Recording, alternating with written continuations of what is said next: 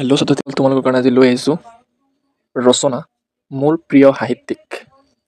এইটো class 8, class 9, 10, 11, 12 সকলোৰে কাৰণে এই ৰচনাটো ইম্পৰ্টেণ্ট হয়। তোমালোকে শেষলৈকে চাবা। ভিডিঅ'টো যদি ভাল লাগে তেন্তে এটা লাইক কৰি দিবা। এতিয়া আহক আমি ভিডিঅ'টো আৰম্ভ কৰোঁ।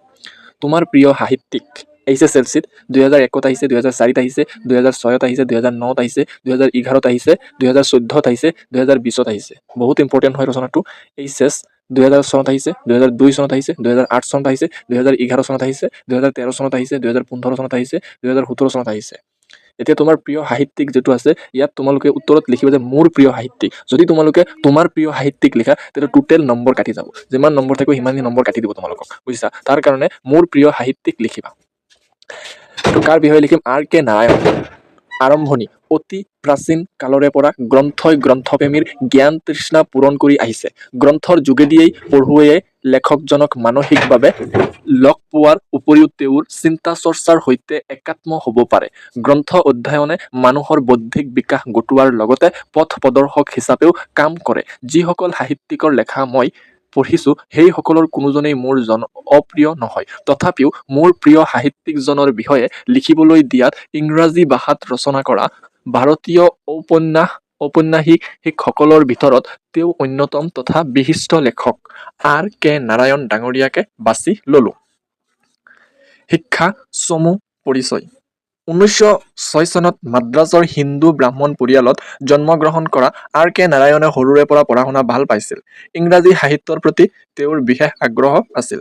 তেওঁ লুথাৰিয়ান মিছনেৰী স্কুললৈ যায়, য'ত তেওঁ খ্ৰীষ্টান ছাত্ৰ-ছাত্ৰীৰ পৰা বৈষম্যৰ সন্মুখীন হয়। ইয়াৰ ফলত তেওঁৰ সৰুতে গভীৰ প্ৰভাৱ পৰিছিল। অৱশ্যে তেওঁ নিষ্ঠাৰে পঢ়া-শুনা কৰি থাকিল। কৰ্মজীৱন: প্ৰথমতে তেওঁ শিক্ষকৰ পেছা বাছিল।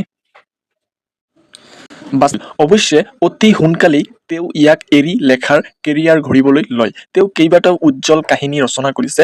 R.K. নাৰায়ণৰ আধাৰত মালগুটি ডেইজ নামৰ এখন ধাৰাবাহিক দূৰদৰ্শনত প্ৰচাৰিত হৈছিল, যি দৰ্শকৰ পৰা যথেষ্ট প্ৰশংসা লাভ কৰিছিল। সাহিত্যিক অৱদান: R.K. নাৰায়ণে সাধাৰণতে মানৱ সম্পৰ্কৰ বৈশিষ্ট্য আৰু ভাৰতীয় দৈনন্দিন জীৱনৰ বিড়ম্বনাৰ চিত্ৰণ কৰিছে, য'ত আধুনিক নগৰীয়া অস্তিত্ব প্ৰাচীন পৰম্পৰাৰ সৈতে সংঘৰ্ষত লিপ্ত হয়। তেওঁৰ শৈলী ৰূপৱতী, জিনিয়াল, হাস্যৰস, আড়ম্বৰ আৰু সৰলতাৰ দ্বাৰা চিহ্নিত।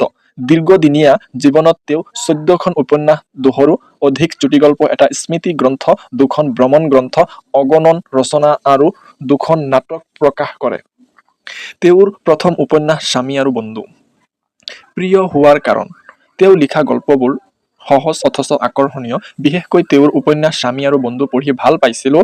এই উপন্যাসখনৰ সকলো চৰিত্ৰ আৰু পৰিঘটনাৰ পাল মোৰ বৰ ভাল লাগিল। ডাৰ্ক ৰুম, মিঠাইৰ বিক্ৰেতা, মালগুডি ডেইজ, ইংৰাজী শিক্ষক, mister Sampath, a horse and two ছাগলী, দ্য ৱৰ্ল্ড অৱ নাগৰাজ, আইতাকৰ কাহিনী, ৱাণ্ডাৰ দ্য বেনিয়ান ট্ৰী আদি কাহিনী আৰু ৱেইটিং ফৰ দ্য মহাত্মা আদি ৰচনাবোৰ পঢ়ি ভাল পাইছিলোঁ।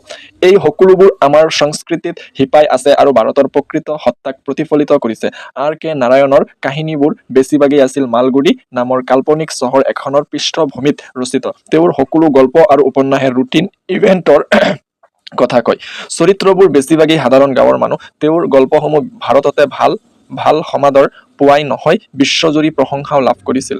সামৰণি: R.K. নাৰায়ণৰ কাহিনীবোৰ সতেজ।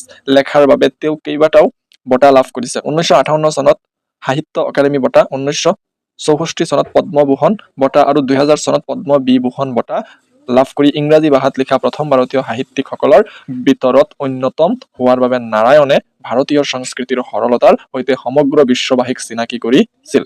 ছাত্ৰ-ছাত্ৰীসকল, ভিডিঅ'টো যদি ভাল লাগে তেন্তে এটা লাইক কৰি দিবা আৰু মোৰ চেনেললৈ প্ৰথমবাৰৰ কাৰণে আহিলে তেন্তে চেনেলটো ছাবস্ক্ৰাইব কৰি দিবা আৰু কমেণ্টত তোমালোকে লিখি মোক জনাবা যে পিছত কোনটো ৰচনা তোমালোকক লাগে। কমেণ্টত লিখি মোক জনাবা। Thank U.